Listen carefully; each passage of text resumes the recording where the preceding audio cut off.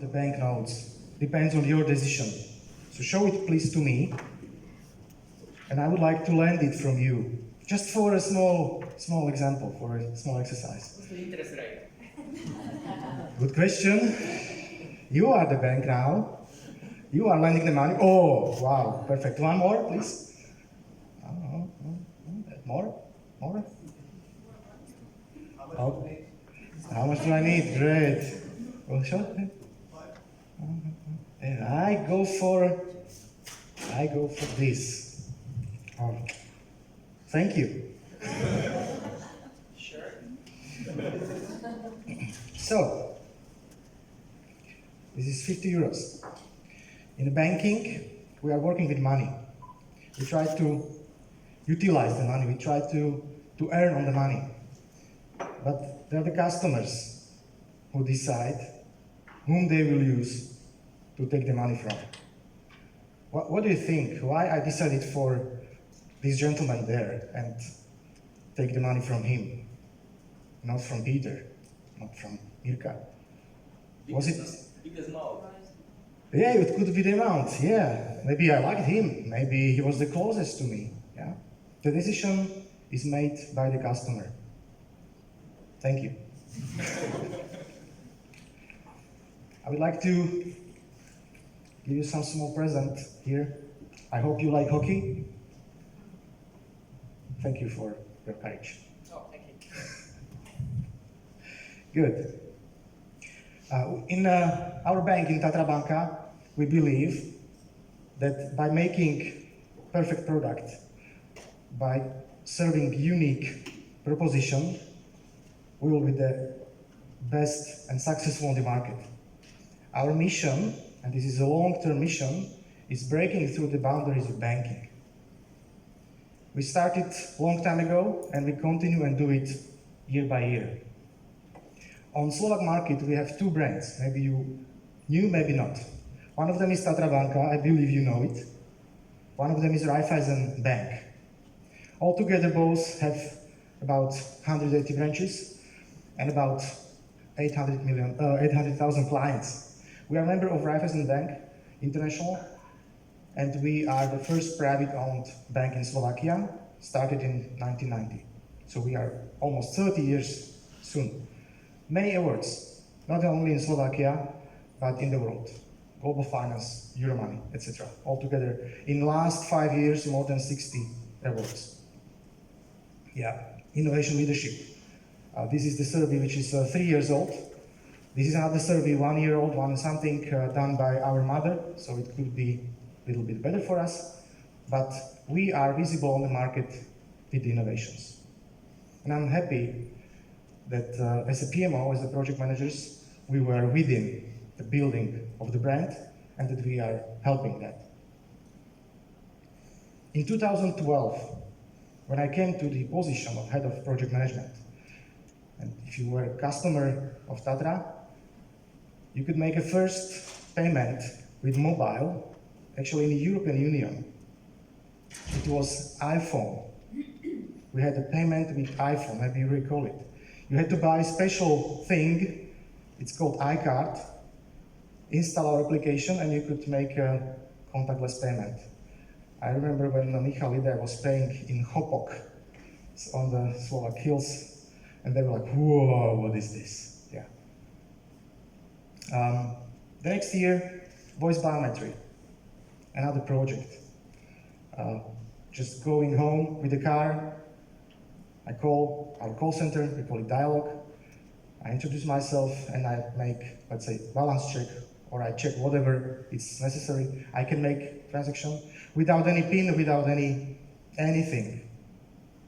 In secure way, fully compliant.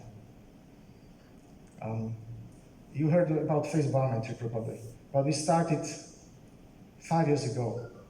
We tested the technology, how it works. We checked the integration to the Ministry of Interior, and we were learning how it works through we call it online account opening at that time, but it was a courier who came to you, to the We had the student company, I think it was Ritmus at that time, and there was a special tool where you inserted your ID, it scanned ID and checked on the back side, and we used the face biometry there in 2014. There are some more projects year by year delivered by Tatra. Actually, what we did in the past, we had to build a new one, new generation. And last year, yeah, there was a face biometry again with the online account opening. But the projects we deliver are not only innovative, these projects are also revenue growth, so where we help the bank to survive, to sustain, and to earn something.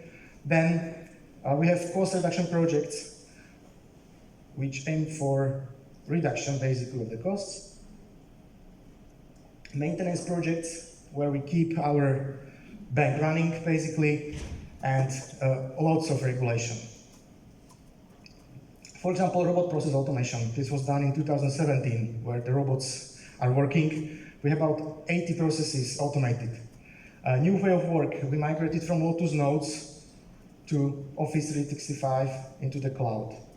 And PSD2, we were one of the 3 banks in the European Union who claimed that we are PSD2 ready at the 13th of January last year. And actually, there was no one else to connect to us, and we were not able to connect to the others. So that was the benefit, no, maybe, yeah. So we deliver continuously, year by year projects. Some of them are really innovative projects, and some of the innovations are smaller, little bit, which are not under our supervision. And when I was preparing for this conference, because it's 25 years of SPPR, I was like doing some small, let's call it research, how the projects were looking in the bank, and whether it was all the time a bank which is innovative. And it was like archaeology. I just knew some of the artifacts, and the others were just rumors and people talks about how it was that time. Many people do not work in the bank already, and some of them retired. But there are some topics which I would like to mention from the history. The first mortgage kind of project, there were no projects. It started like that CEO came to my predecessor and he said, "Oh, Pavel, I would like to have first mortgage in half a year from now. What do you need? Bring it to me and get it done. Thank you." So this was how the projects were initiated. Maybe you remind or you recall Elliot. 5th of June, it would be 19 years old today. Tatra Banka had first online bank in 1998 already, but this was a special brand. This project, again, it was not a project because there were no projects, was initiated because in Czech Republic there was online bank, and we were threat that they will come here and they will be successful. So at the end of April, see June, end of April, first discussion, first beginning of May, the decision, and within 1 month, the guys created new online bank. 1 month. No plan, no project manager, just they did it. Actually, there's a rumor that the developers made a stake with the CIO that for 1 barrel of beer that they can make it. At 6 o'clock in the morning, Monday, the bank opened. That day in Slovakia, every newspaper had a blank page, and there was only Elliot SK. In Bratislava, all the billboards, that day, only that day, because there was a coincidence, but we made it for 1 day, all billboards Elliot. And every new customer got 1,000 Slovak crowns, which was 10th of salary, average salary. Now, it would be about 100 euros for account opening. At 6, the bank opened. At 7, was down. Shut down. Not possible to connect. So the lines, at first, everybody tried to open. Yeah? Lines down. When they increased the lines capacity at maximum what was possible. The servers down. So also this was the result of the project, non-project. In 1 week, they got 10,000 customers. Okay, it was a wild west. Yeah, the projects have been created at spot. The bank was growing, so we were buying new systems, integrated new system. Everybody was growing new products, and the banks get more complex. But at that time, Basically, there was no projects, but the men's word counted. There was agreement. We will do it, and they did it. We learned a lot during these times, and this was a solid base for our future growth in innovation. In 2005, the PMO was established. Before, that was the Wild West. We started with structure. We started with project management, project managers, steering committees, etc. It lasts today. Our project for us is investment, which is, let's say, worth 200,000 euros. So this is for us project. It takes 9 to 12 months, ideally, and this is today project. This was also about year 2008, where Tatra Banka decided, based on this triangle, that we are not so good in operational excellence. We are not a cheaper bank. And we are not as good with product leadership, and we decided to go for product leadership. We even strengthened it to be innovative leadership. So this started like a discussion on the board, and we defined what is the innovation for us. And we said, if it is innovation, it has to provide clear value to the target group of customers. And second, it cannot be on the market. It has to be something which is not present today. So this is innovation in Tatra. It's not internal innovation, it's for customer. We aimed for 2 innovations per year. I remember these times because I was working already in Tatra. As an employee, I got the card which says, this is Tatra Banka brand promise, to serve and bring unique, innovative service to our clients. And there were some more words, but it was easy. It was quite blue with our colors. And as a head of department of testing at the time, I had to distribute it to my people as well. And we really talked a lot about it. We created innovation category of projects. It's defined by what I showed you, what is the innovation, and we clearly distinguish between those. We score and we decide based on the criteria. These are the criteria which were used from 2012 until last time, maybe 2016. Target group size, annual gross income of the person, growth expected, and then there is innovation perceivedness, how the customer, what they think of the innovation, and there is also intention to buy or use.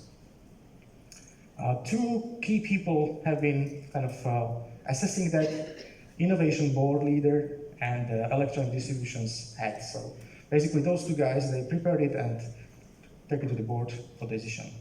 As you can see here, innovation category has a special sort or rank, forced ranking, but also the other categories. We intentionally invest, and we aim to invest 10% of the portfolio budget for innovations to support the brand promise for long term. We started let's say in the last 10 years, and maybe now we are gathering the results. If you go first time to the gym and you try to be the best and you work on yourself very hard, you can maybe injure yourself. But if you go regularly, then maybe you will look like this. It's not me. Yeah. We learned a lot and we incorporated some of the best practice into projects. This best practice is valid for any project. I will shortly go through it, and then I will focus on innovations. At first, when there's the idea, we look for sponsor. For us, the sponsor is the board member. If we don't have sponsor, actually, I don't care about the idea. It doesn't make sense. We need sponsor at first. We have sponsor, then we can talk about the priority. Yeah.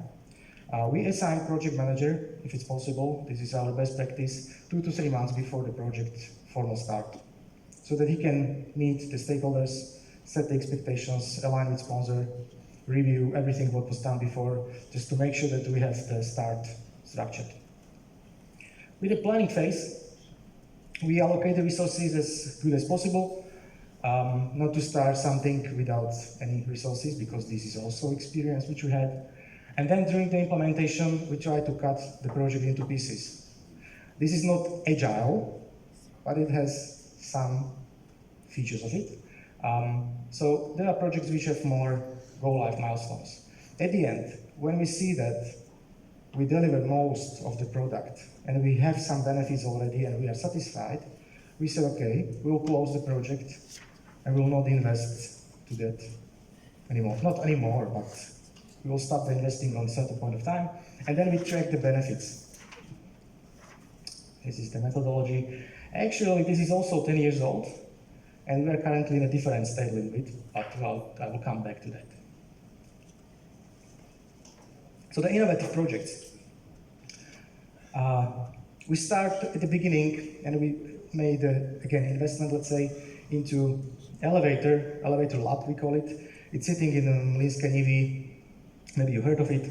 There's a team, research and development, who is doing all the beginning of the ideas. Without a sponsor yet, but this is the life before project. There's 11 guys, and 2 of them are robots who are doing that. Basically, you see the funnel. They have to scout 150 ideas per year to get 1 successful per year. Yeah. We aim for 2, but 1 of them is really good and 1 is so good, but not maybe so perfect.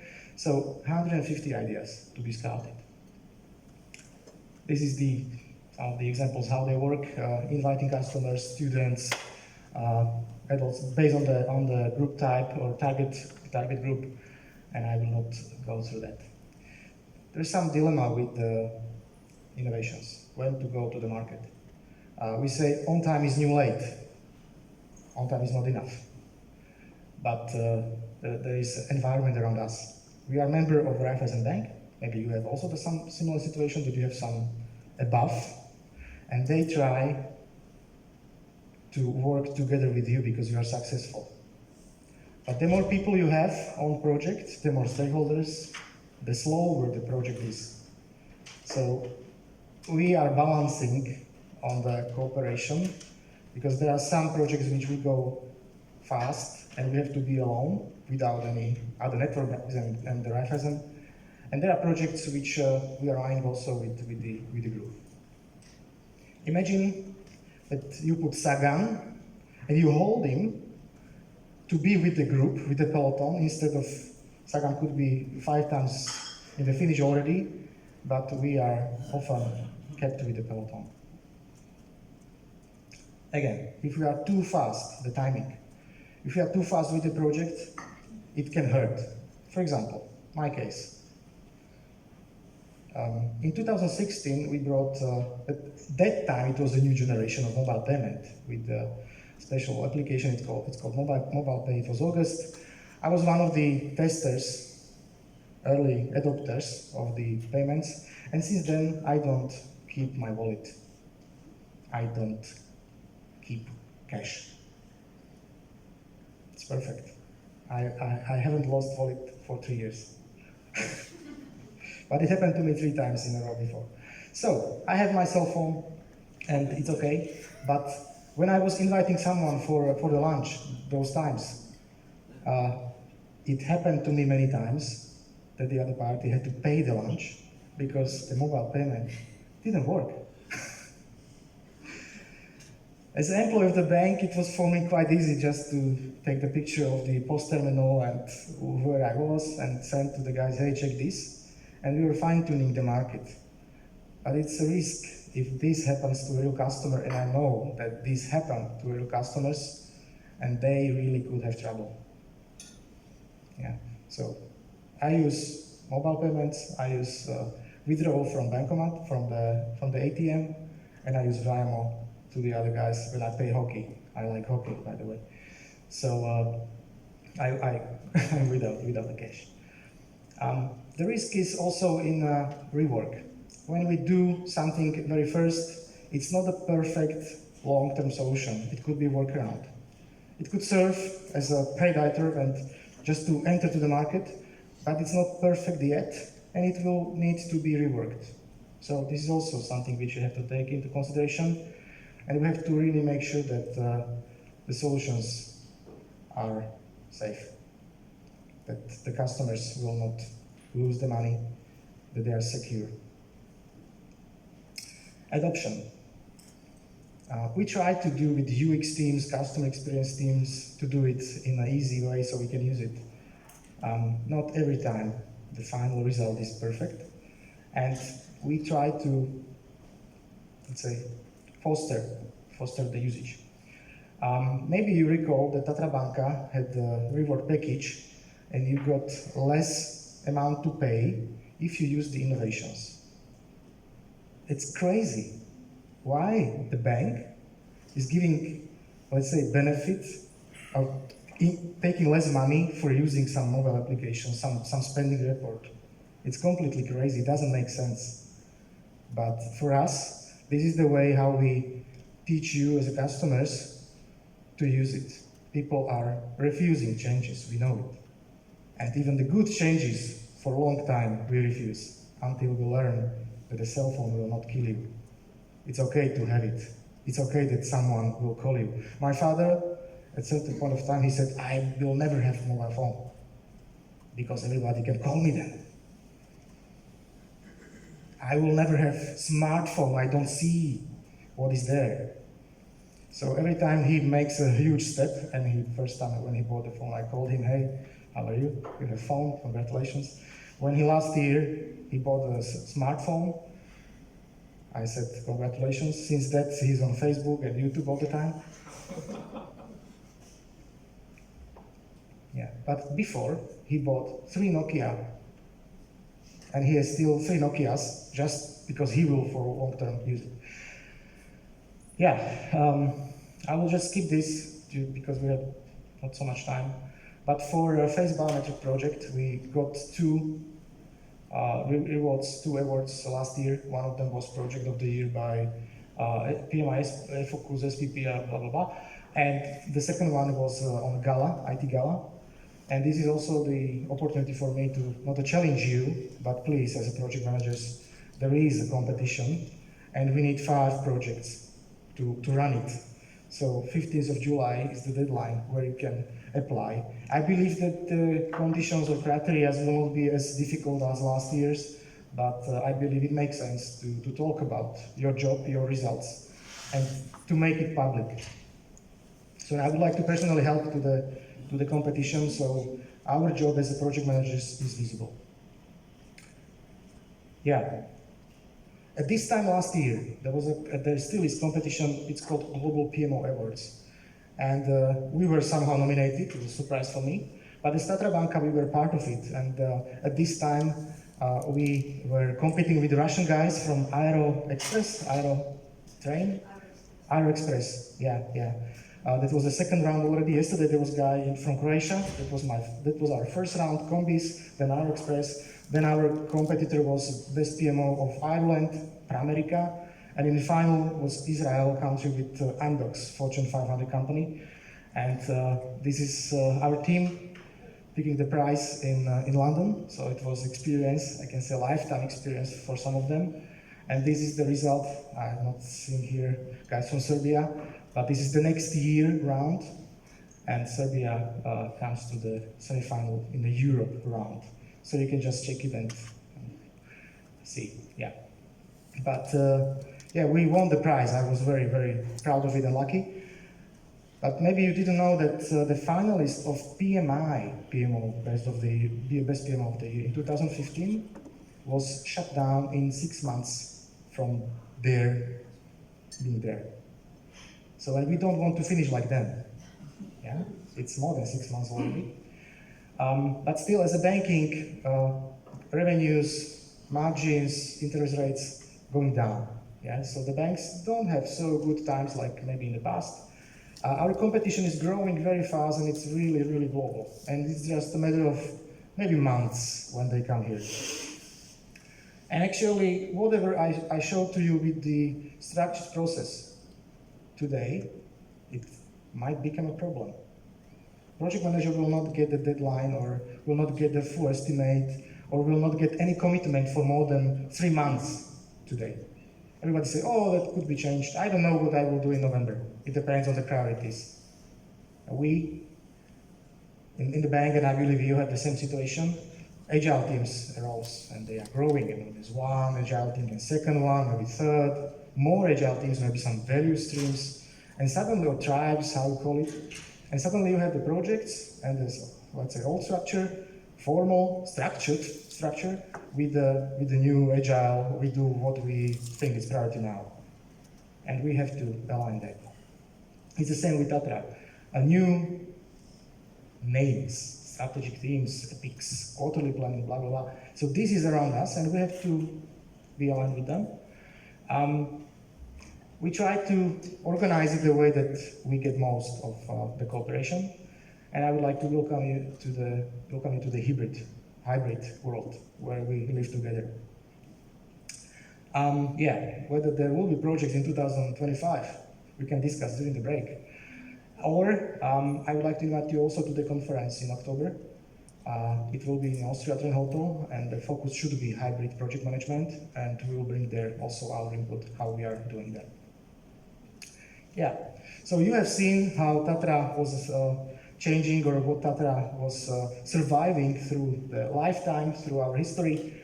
And I would like to finalize it with my favorite sport, it's hockey. And there's one player which is better than the other.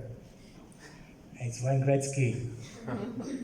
And he says that he skates not where the puck has been, but where the puck will be.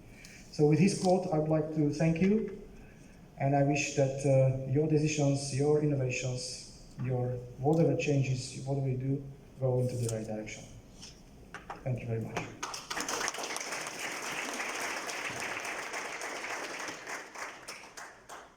Okay, Lubos, we have a few questions. Maybe before the questions, thank you very much, Lubos. It was quite impressive to listen to your presentation and the innovation that you are doing in the banking sector. Being the Project Excellence Assessor on the IPMA side, I would like to invite you to that competition to become globally recognized with your Project Excellence one day, okay? And I wish you that this one day could happen in 2020. And I kindly invite you as a speaker for our World Congress of IPMA that will take place in St. Petersburg in 2020 in September. I cannot promise you Never to been be there. in there, but at least you will have good teams and you will have some experience there. So very welcome. Thank you. Thank you very much. Thank you. Thank you. Okay, we still have a few questions, if you don't mind. First of all, if you have some questions, please put them on the Slido. We have slido.com, and you put hashtag IPMA, you can post a question. There is a one for you, which says, okay, what agile project management methods or features you recognize as the most useful in the implementation of innovation projects in Tatra Bank? Well, agile project management methods. Some of the agile guys would hate these words together. They say it doesn't exist. But it was mentioned in the presentation. We try to deliver the value as soon as possible. Actually, I personally accept if we do not follow the full methodology and we do something before just to make sure it works. Check, prototype, experiment. I'm okay with that, yeah. I'm okay with spending a little bit money before we officially start the project, so you just assign small amount of money just to do the prototyping. So I would say that what kind of agile project management methods? I would say experimenting. So is it agile or not? I'm not sure. But there are some techniques like stand-ups, Kanban boards, visualization. This is, I think, in every project manager can use that. It's not about the agile, it's normal sense, common sense. Yeah, that's what I would say. Okay, thank you. One question from my side. How do you reflect sustainability in your projects? How do you reflect Sustainability. We sustainability? had the topic before, sustainability. Yeah. This is what I said about the rework.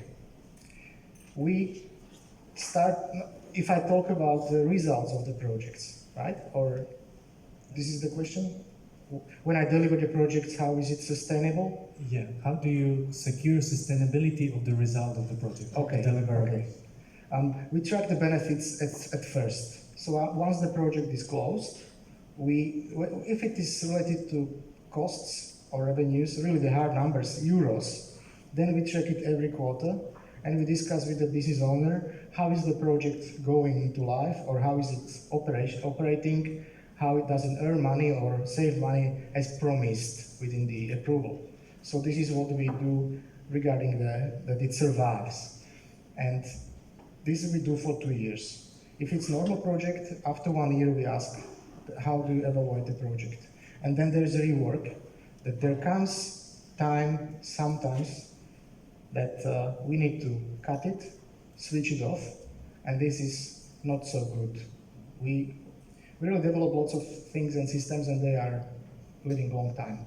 We're not good as in cleaning, but I'm talking about technology, not about natural environment, because we don't really get into the natural stuff with these are not our projects. I'm not sure whether this answered your question. Yeah, okay, thank you. Any other questions from your side? Does anyone have one? I'll be here around, so you are welcome. So thank you again, Lubos. Thank you.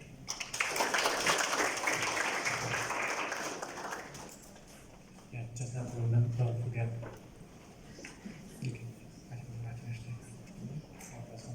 Okay, so now there's the last part before the coffee break, and it's about startups. So I also get a little bit full of energy because young people are coming on stage. We said there will be kind of panel discussion, but then we split it into two sections, for one for Mr. Andrej Studenčan and then for Andrea Basilova. And we'll start with Andrej. Andrej is a co-founder of an award-winning medtech startup, STEMI. So I guess he will tell us more about it. And why startups? Because if we speak about innovation, it's not only agile thing, it's not only projectification, it's not only, okay, we need to think about sustainability in the last years and also for the future, but we have a new buzzword, or we have a new thing on the market, which is a startup thing, and maybe a few more words or insight we get from Andrej. Thank you very much. Let me start with a short video.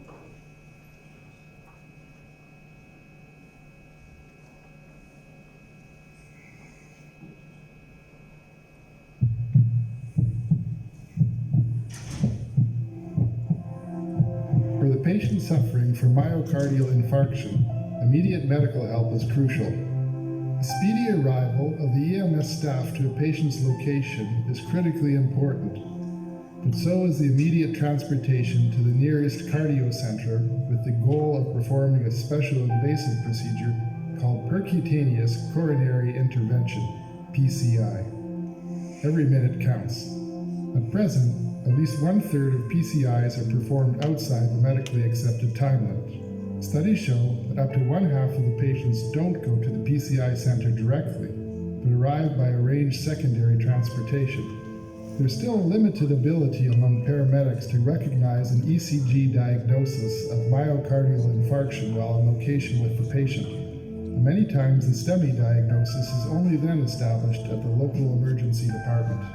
The secondary transportation to a PCI cardio center causes delay that can be harmful to the patient. There is a solution which is surprisingly easy and effective.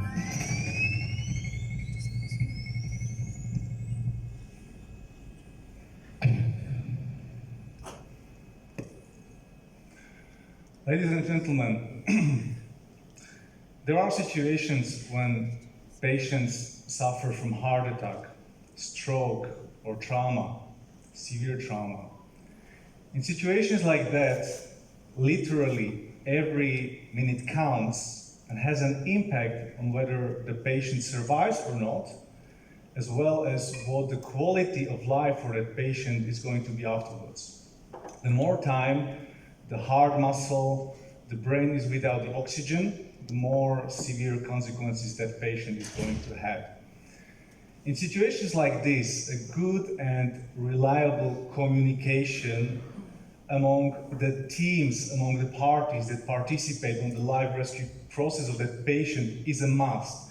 Or maybe I should say, it should be a must. Unfortunately, very often this is not the case, and there is much unnecessary time delay caused due to ineffective communication. There are three main pain points I would like to talk about. But before that, let me introduce myself. My name is Andrej Studenčan. I'm a father and a husband of, it's vice versa actually. I'm a husband and a father of two kids, and that's my first identity. In addition to that, I'm one of the early founding members of a medtech startup called STEMI. Currently, I'm serving there as a person responsible for international communication and strategic projects. You might call it project consultant, if you may, whatever that means. At the same time, in order to keep my life more colorful and interesting, I'm still working in a corporation called T-Systems, a German company in eastern Slovakia, Košice, where I work as a senior project manager and an agile coach. It was actually through T-Systems that I got in touch with IPMA for the first time 2 years ago when I was doing my certification there. And it was about the time when I really understood how important the social and behavioral skills of a good PM are, something that IPMA emphasizes a lot. But let me get back to my issues. The problem number one, as you could already see in the video, is something that is called secondary transportation.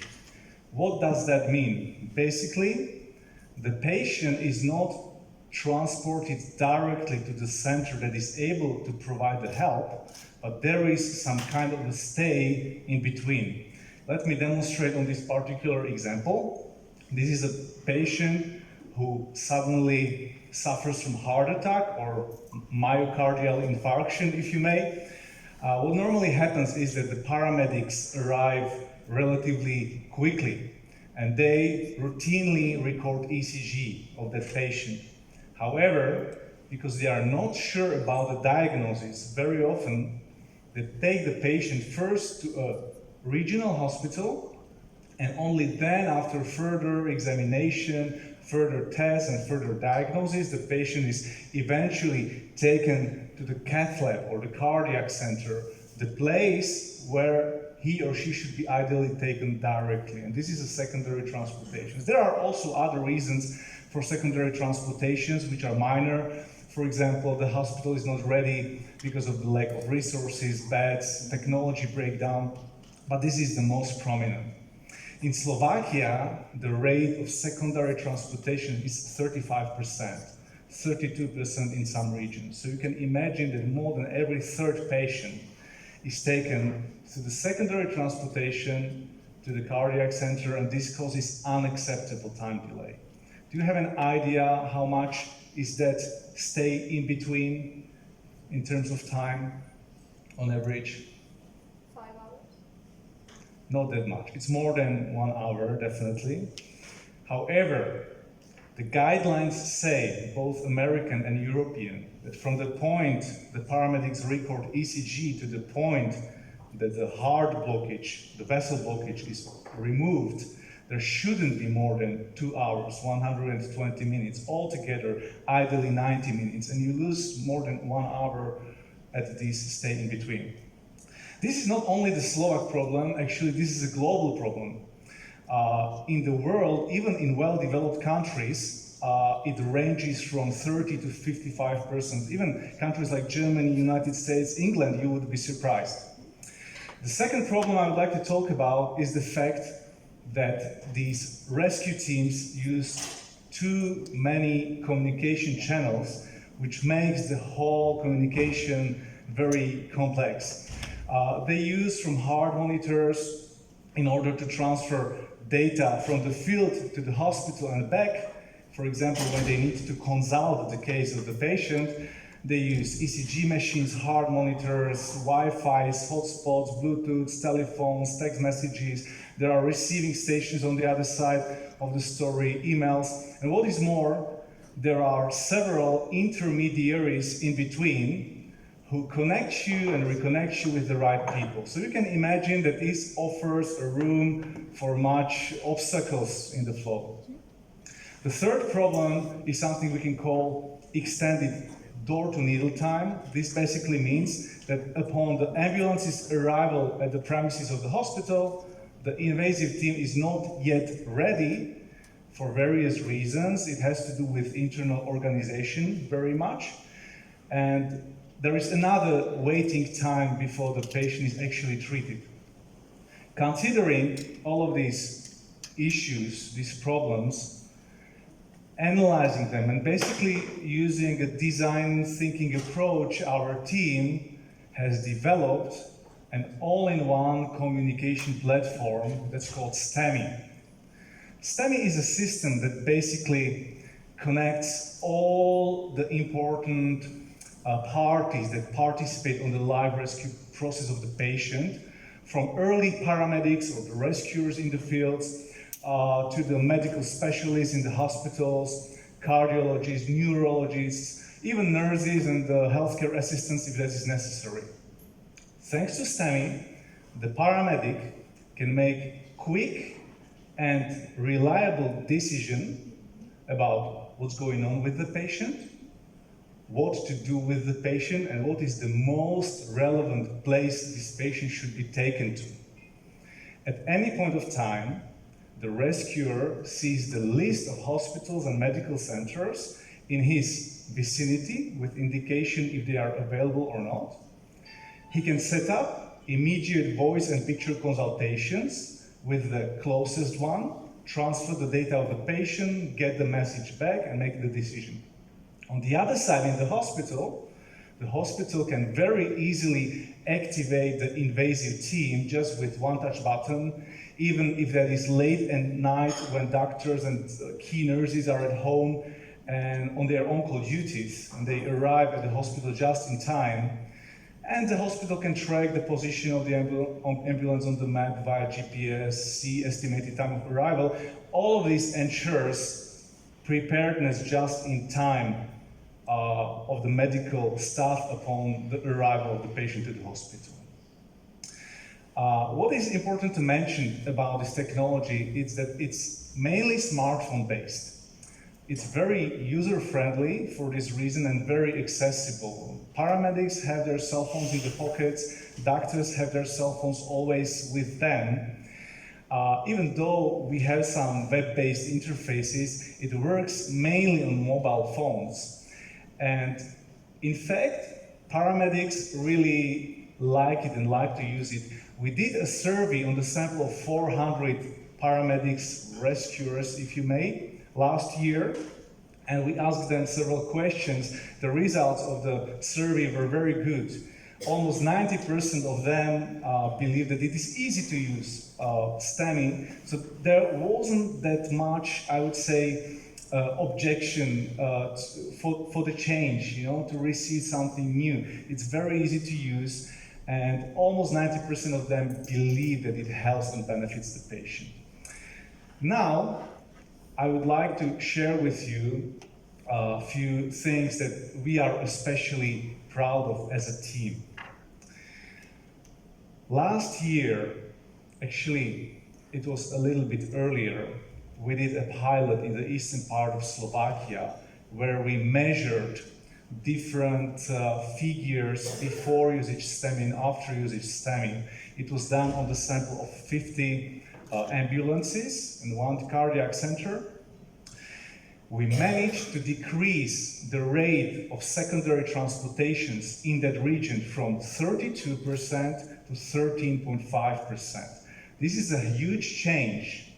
In other words, we managed to decrease so-called time to treatment or ischemic time, life rescue time for that patient by 50 minutes. Statistically, this means that the chance of survival of the patients is 2 to 3 times higher. Today, STEMI is widespread in Slovakia. In fact, there are approximately 700 consultations going on every month via STEMI, literally every single hour, probably even now. And the bottom line of all of that is, and where it all goes to, is the fact that STEMI saves 120 lives, more than 120 lives, every year in Slovakia. This is something that's probably the biggest accomplishment for us, something that really satisfies us and gives us the courage to continue working on. I would like to share with you also a few of our important milestones. When we began, about half a year after we officially went to the production with our, I would say, beta version, we were awarded a National Startup Awards in the field of society. That was at the end of 2016. And this was something that fueled us and gave us the courage to continue with even more enthusiasm and energy. As a result of that, next year, in cooperation with Ministry of Health of Slovak Republic, we managed to do a national rollout of STEMI to the whole country. So basically, we created a network of more than 300 users, comprised of paramedic crews, cardiac centers, neurological centers that are mutually connected through our system, through our server, and can communicate effectively based on the needs. As a result of that, last year in October, we were awarded an IT Product of the Year by PC Review magazine and IT Gala event. You might wonder, why did you guys come up with such idea? Why did you decide to target such a specific problem? The answer is very easy.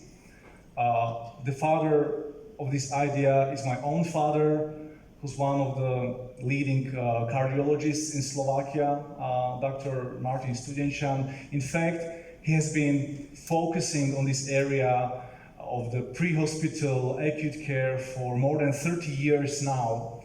He has been a great inspiration for us, and today he serves as a medical advisor for our startup. We are 8 people altogether, and I would say that he's really the backbone of the whole team until now. If you are interested in some of our next plans, let me briefly share this with you. Well, the name of our company, the name of our startup is STEMI, the name of our company is STEMI Global, so it indicates that we would like to get global. We are not global yet. We are in Slovakia, we have some pilots in preparation in some countries in ex-Soviet Union. One is in Russia, another is in Kazakhstan, actually. And few more, however, we monetize at this moment just from Slovakia. So much of our current effort, emphasis, money, energy we put on sales and marketing, strategy and material, and contacting the right people. So this is the really next big things we are going to do. And in parallel, we are working on enhancement of our features. There are 2 areas. One is called ECG digitization. That basically means that these rescuers use these long analog ECG tapes, and you want to make it, you want to turn it into a data format, because with the data format you can work better. So this is one thing we do. Another thing we do is that we want to implement AI-based interpretation system, at least a certain extent, which can tell you or assist you in your decisions right away, even without the help of a doctor on the other side. Of course, this is a long journey, but at least we already stepped on that. We are on its way, and we do this with in cooperation with other companies who are more skilled, especially in these systems. This is all from my side. Thank you very much for your attention. I want to also thank the organization for having me here. It's been an honor for me. And I'll be happy to answer your questions, but please be gentle to me. I'm not a techie guy, I'm a project manager, so if there are any detailed technical questions, I would have to forward you to our developers. Thank you very much.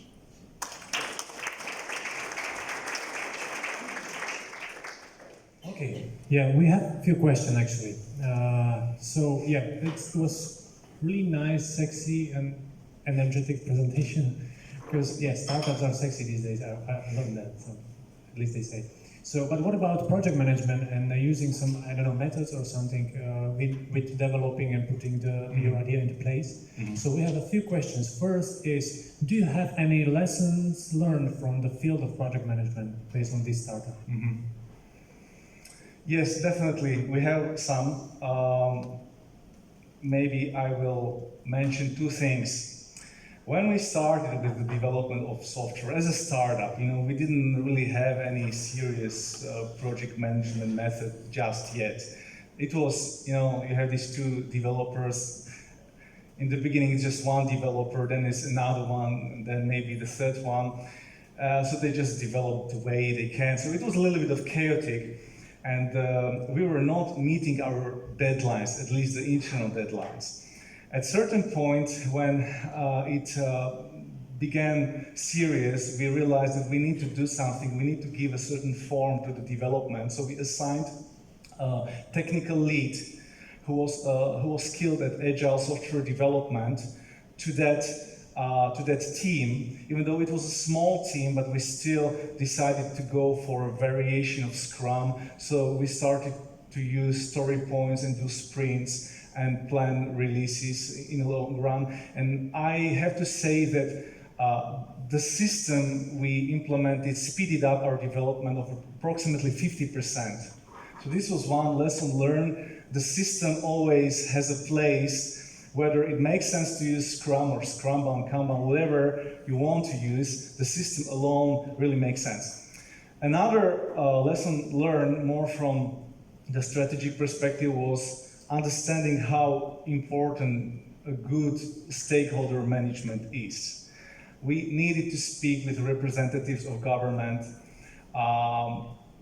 align with them, coordinate with them, negotiate with our customers, get the key influencers in the country in the field of cardiology, neurology, and traumatology.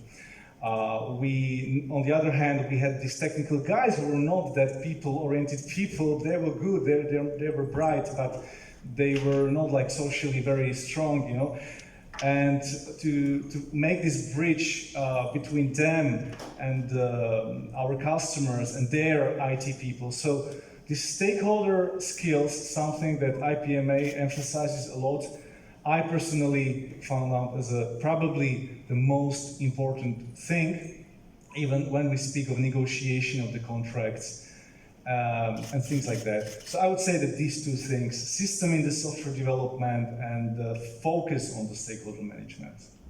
Okay, thank you. Actually, the next question maybe was answered already. Is, do you see any specific methodology for software development? Well, there are various, and I'm not advocating one particular methodology. The Scrum worked for us, but I also steered another projects where Scrum was a disaster, and we needed to go for more like continuous development using other approach. So I would say tailor-made it for whatever suits to you. Give it a chance. Wait at least 2 months. So that you can objectively evaluate the results and then make decisions during a retrospective. Do we want to keep this system or do we want to improve in some way or change anything? Okay, thank you. The last question we have, because of Slido as well, how do you feel and deal with the situation that you are living in the two different worlds, startup and corporate? Yeah, that's a good question. Sometimes it's challenge, sometimes there is this inner tension. I'm feeling, startups are very dynamic. You can make a decision and the next day have the new tool, for example. You can schedule your business trip and just go, You can, everything is fast, dynamic. In corporation, it's more robust, of course. The processes are more optimized. I would say there are things to learn from both worlds.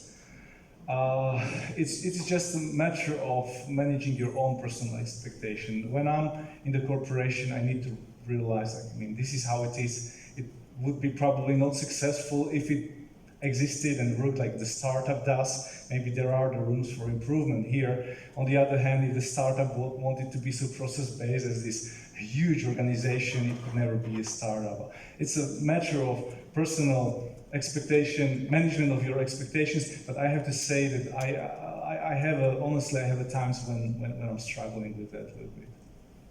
Okay, thank you so much then. If you have other questions, please keep them for coffee break because we have the last keynote that is in front of us for 15 minutes and then we go for coffee break more or less. So once Thank you again, very much. Andre, thank you so much. Andre, just a short, small pleasure. Ďakujem pekne. Okay, so and now still in the topic of startup and still with the, let's say, sexy topic because it's startup topic, it should be like that. I'd like to then call on stage Mrs. Andrea Basilova, and she's co-founder and PR manager of Sensoneo, a unique Internet of Things solutions for smart waste management. And I guess we'll learn something more about what is this about. So, yeah, welcome. Hi, my name is Andrea Basilova and I'm a co-founder of Sensoneo Smart Management, and I would like to try to explain you our mission, the benefits that our solution has and the goals we have. So as I said, we are doing smart waste management. Okay. And I will try to explain what was actually the motivation for us to deal with waste. First of all, there's some gap in. Okay. So first of all, it's the increasing volume of waste, which is still valid point in basically all countries around the world. Second is the constant urbanization. That means that people, the number of people living in cities keeps. Oh, okay.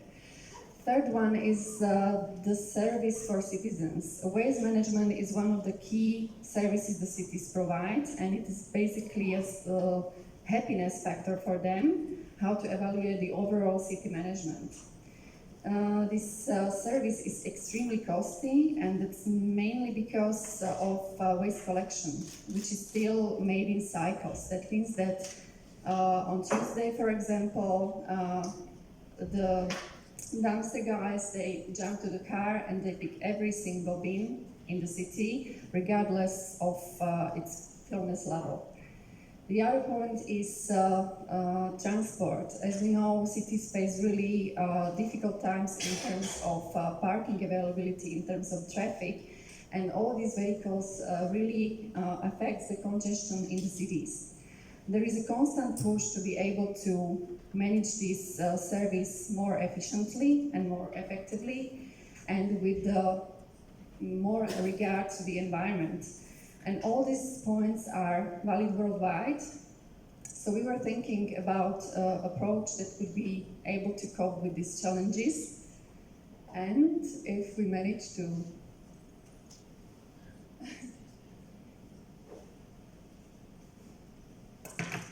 show the screen, I will tell you our receipt.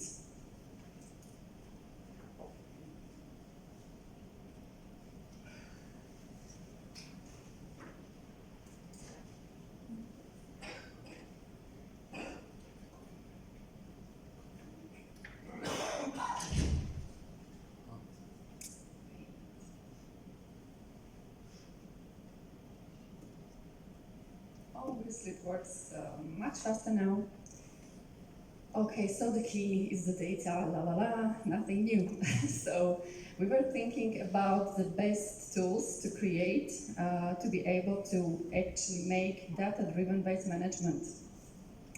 So we built an integrated waste management system that consists from several tools, starting with hardware. There are ultrasound monitoring sensors, which are developed and produced directly here in Slovakia by our company. They are able to monitor any type of waste in wide range of bins and containers, and they are able to connect to any IoT network that is currently available worldwide. The information from the sensors, and there are far more than just field levels, there are also temperature, peak recognition, fire alarm, and other functionalities, are transferred to our cloud, to our system, where they are used for daily operations for waste managers and waste operators. The other tool is Smart Analytics, which is a complex tool providing with the data that enable to make data-driven waste decisions. At the end, there is a Smart Route Planning, a very sophisticated tool that enables to optimize waste collection routes, frequencies, and vehicle loads to the absolute maximum.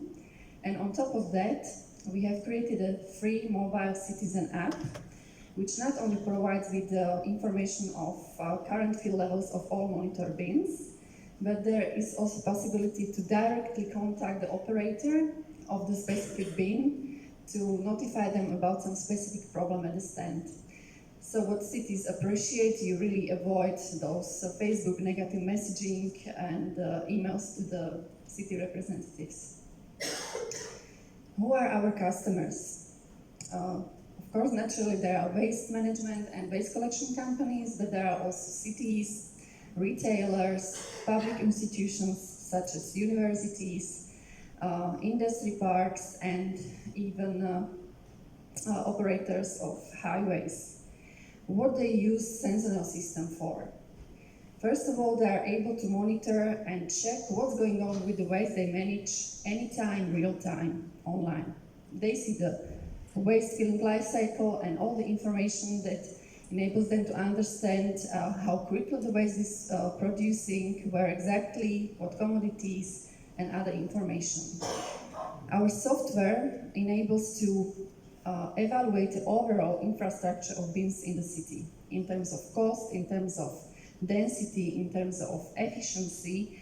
There are also features that enables to simulate removing the depots to a different direction and how that would affect the overall process. They can actually check when particular bin was emptied, or if they are not doing that by themselves, they can check when their supplier has emptied the specific bin. This is an example of the route planning, which is able to make for drivers situation as following. That in the morning they realize they have now 3 vehicles available with specific capacity, able to push the waste to the 50%. So the system automatically generates a route for the waste bins they specify. For example, I would like to pick everything which is 70% and more full. And I have 3 people, I have these 2 vehicles, and you have the route to follow. You can real-time online monitor the route, see exact time when you will be at specific bin, and check whether the bin was really emptied.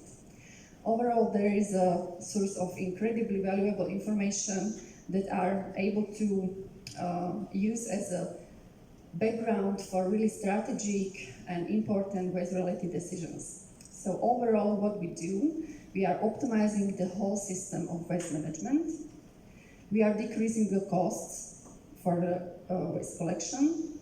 We are more environmental friendly, as we don't do those whole circles on the regular times, and except along with the possibility to avoid collecting half empty or empty bins, we also notify in case of the bins which are full for a long time. So the citizens are more happy because the environment is much better in the city. This is how we are doing. At the moment, we are operating in 40 countries worldwide and running 230 projects. How it is possible that a small company, we are 22 employees from Slovakia, manages to do such a thing, and it's the business model. We work with large IoT operators, system integrators, and IT tech companies, and also some waste consultancies and bin producers who understand and are well-oriented in IoT, smart city, and sustainability topic, because that's what tackles us. And we believe that we will do even better as the market is prognosed to get even better soon.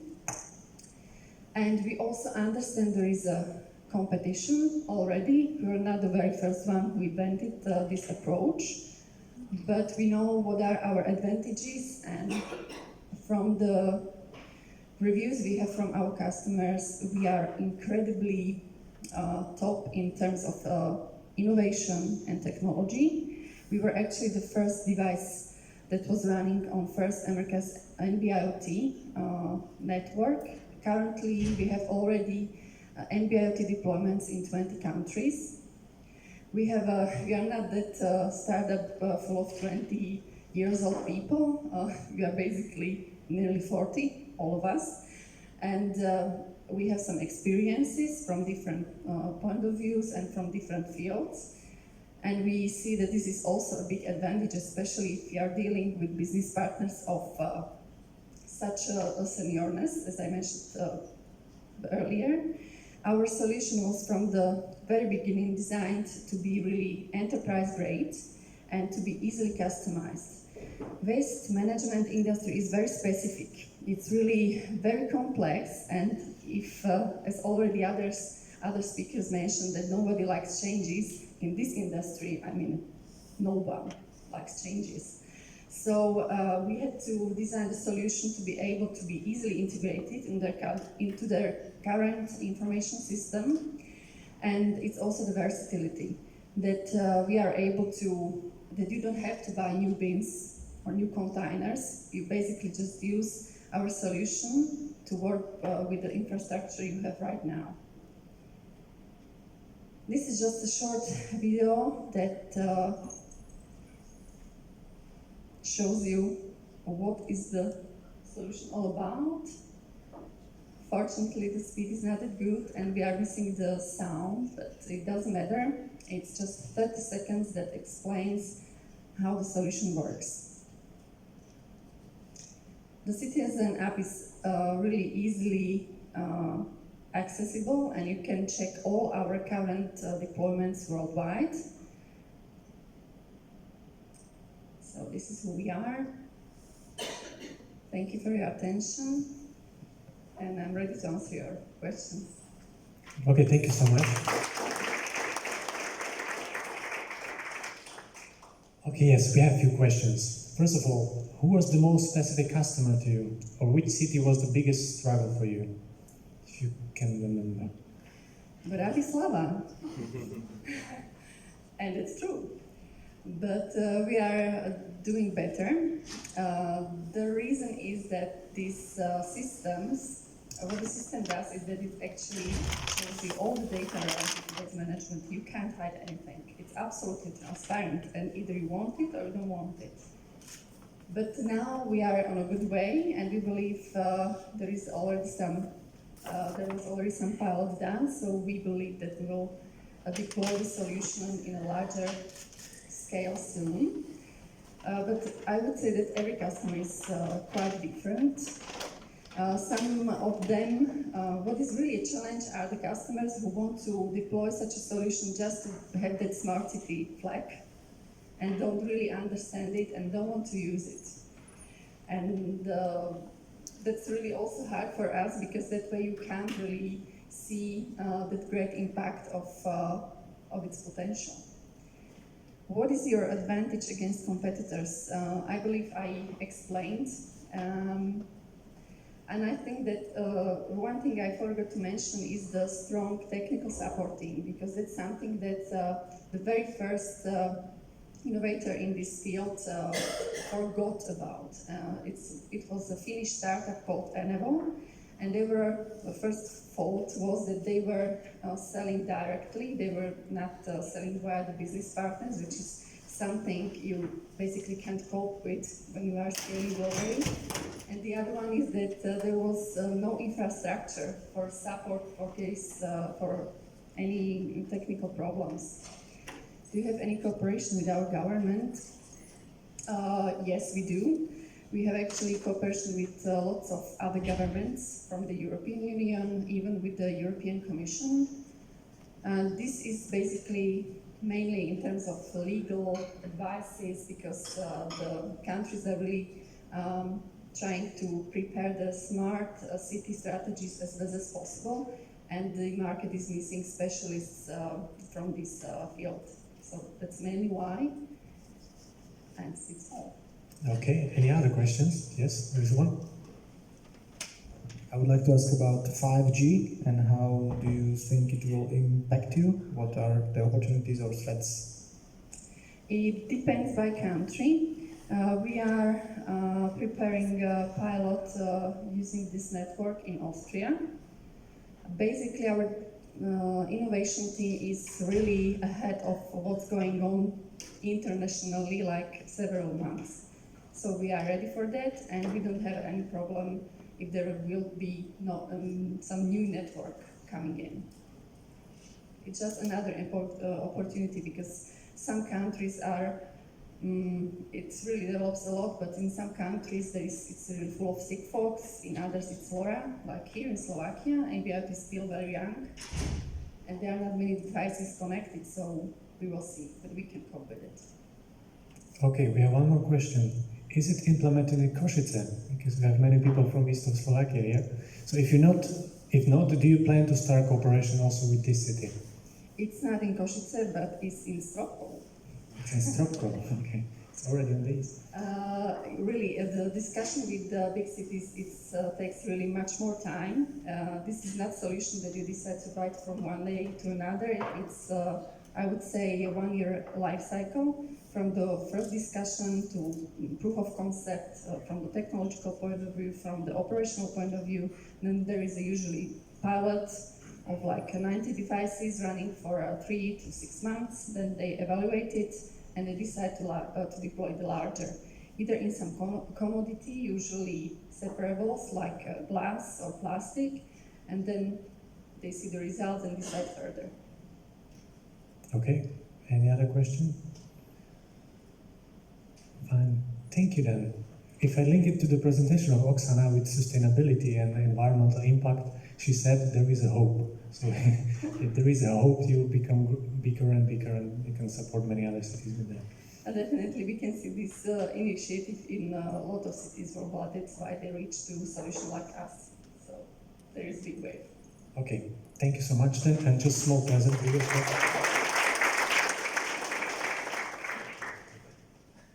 Okay, just formal thing. Okay, thank you so much for your attention, and now is the time. It's a coffee break. So we have, can we do it in 20 minutes? It will be perfect, because we have a little bit delay, but still enjoy your coffee, enjoy your snacks, and you'll see each other in here starting 11:20. Thank you.